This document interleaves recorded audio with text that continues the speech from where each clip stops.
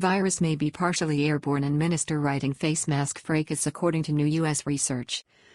The World Health Organization has consistently described reports of airborne transmission of the disease as fake news, but recent research in the U.S. and later from the National Academy of Sciences to the White House strongly questions that assertion. A letter sent by America's scientific community on April 1 warned that breathing is a means of transmission of the virus. If true, the news would confirm the instinct of the population of Asia, as well as official and unofficial government efforts in Thailand, which has encouraged face mask usage.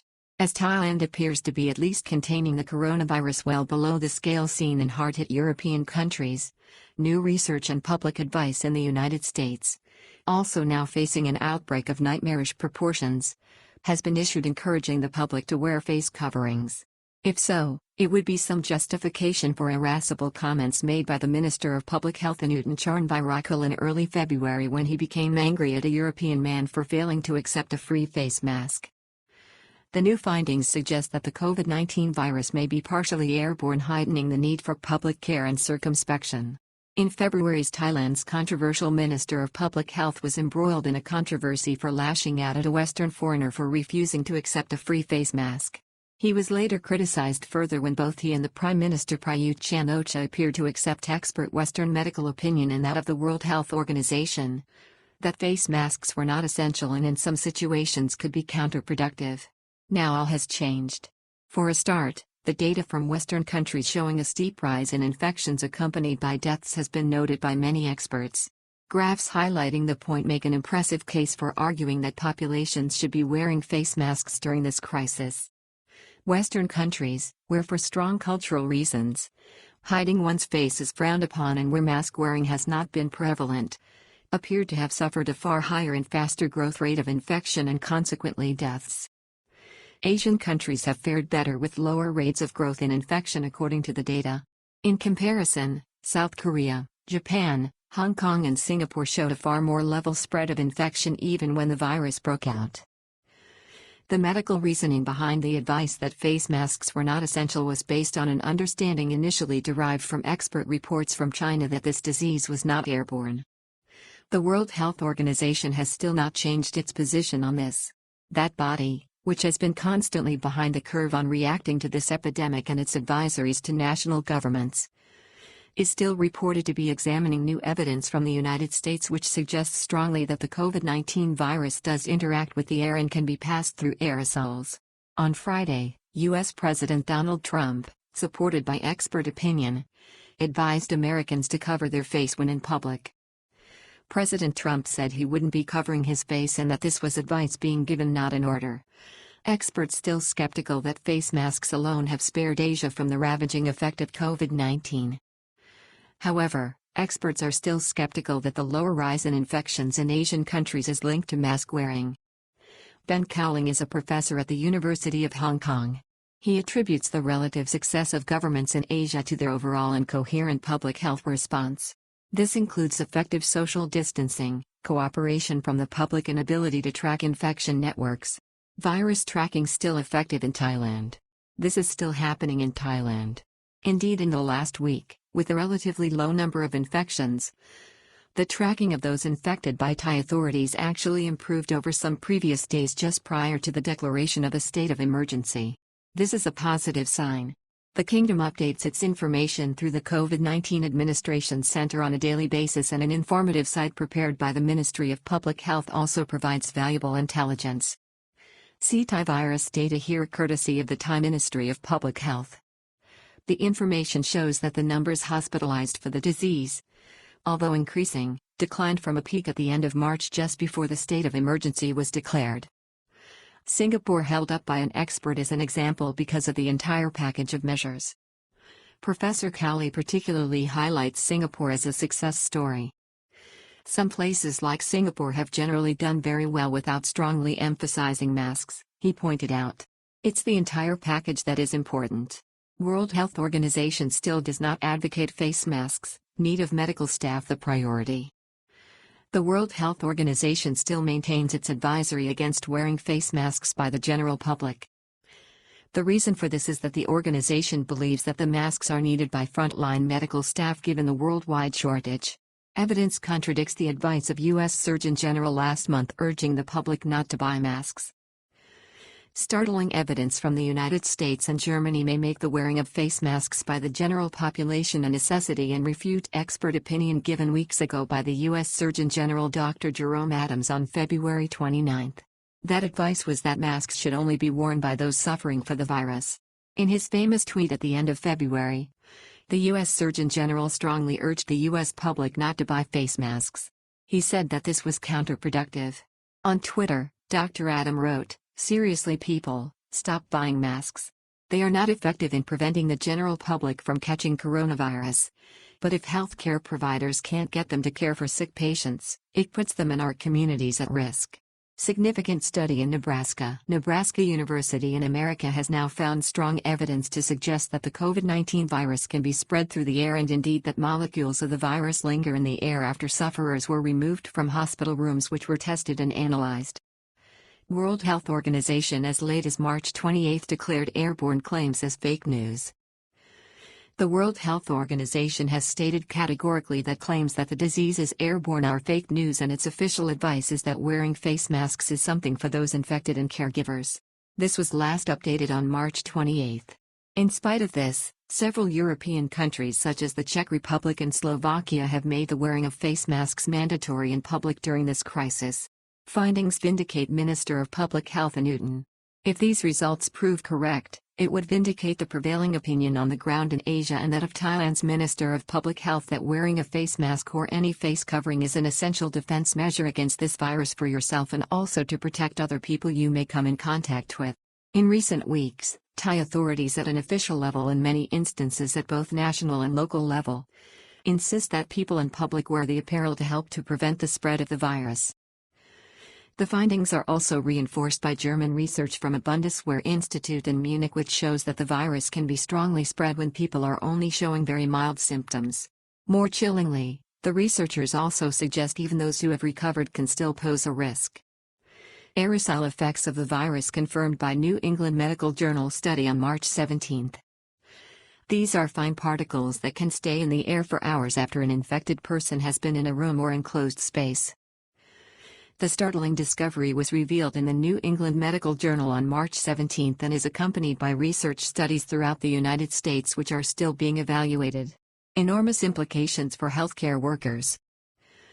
The groundbreaking information has strong implications for health staff in the front line combating the virus, as it means that cleaning hands and wearing a mask in the presence of patients is no longer enough.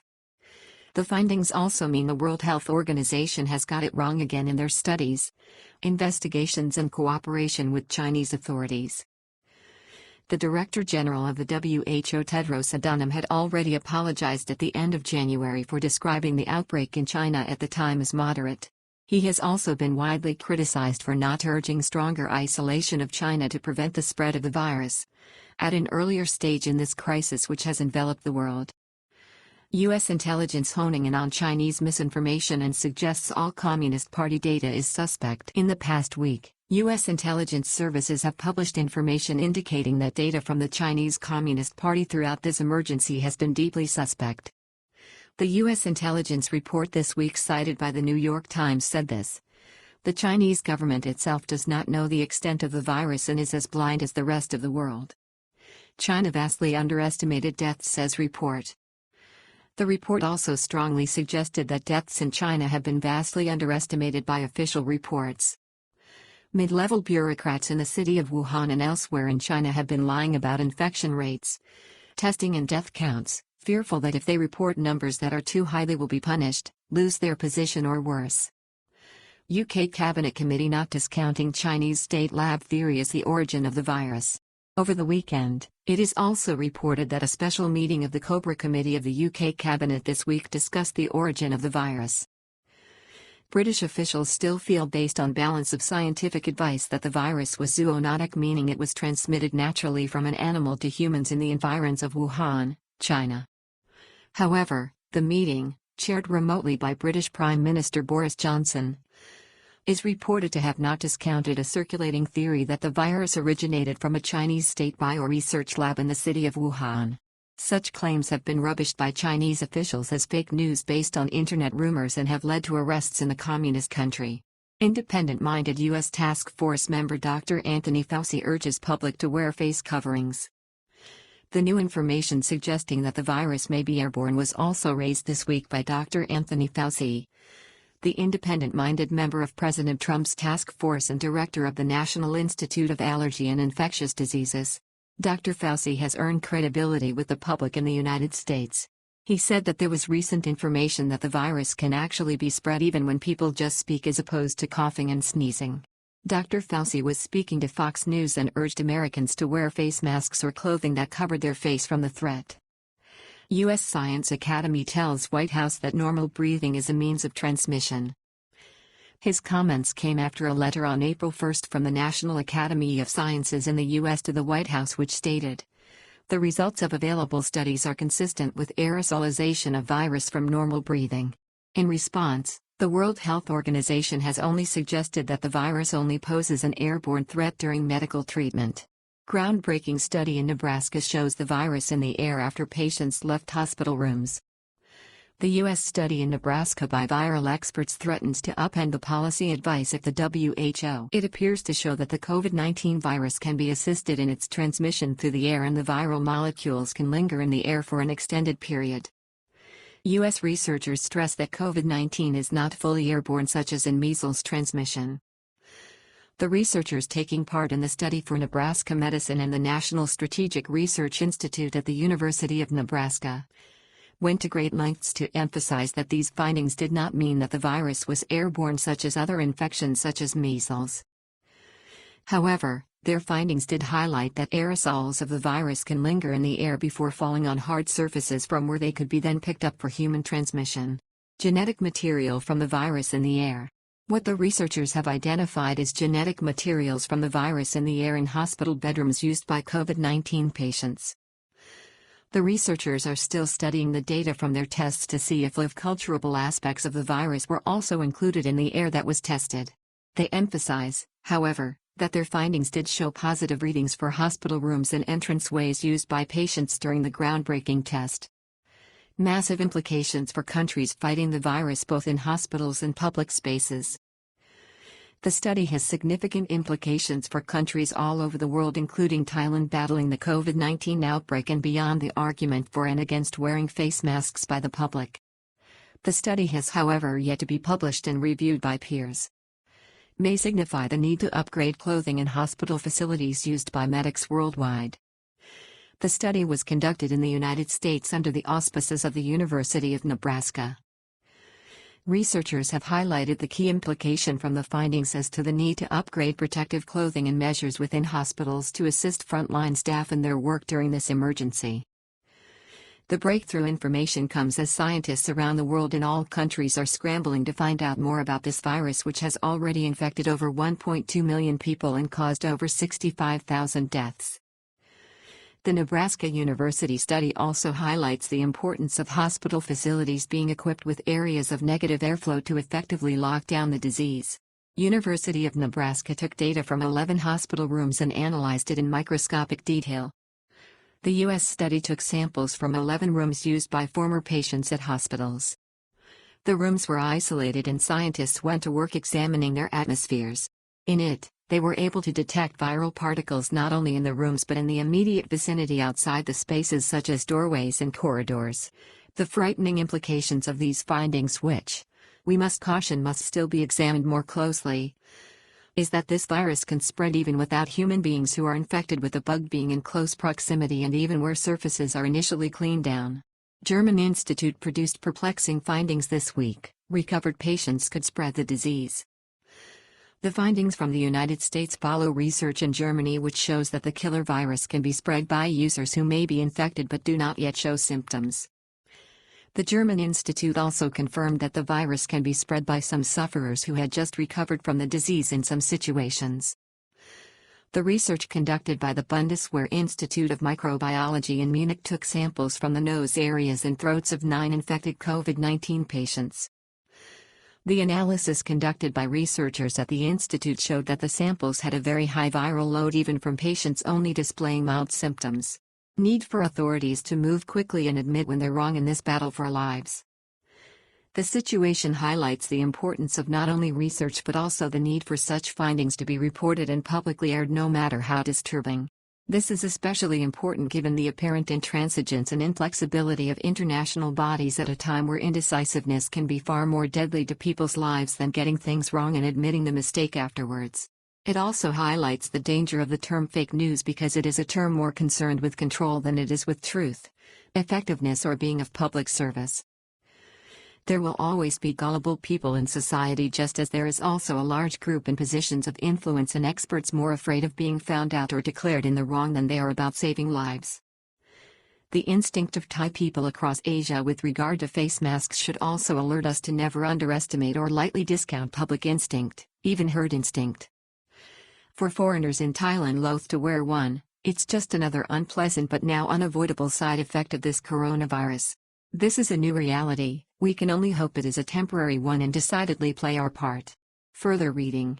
Health Minister in an outburst against Western foreigners as 7 more are infected by the coronavirus. Nationwide curfew announced on TV by the PM as the government steps up virus fight. 24-hour curfew in the works as the government puts curbs on national travel with checkpoints on roads. Emergency could be extended as more people present themselves at hospitals due to the coronavirus. Another record rise in infections on Monday as top virologist predicts widespread transmission in Thailand. See Thai virus data here courtesy of the Thai Ministry of Commerce.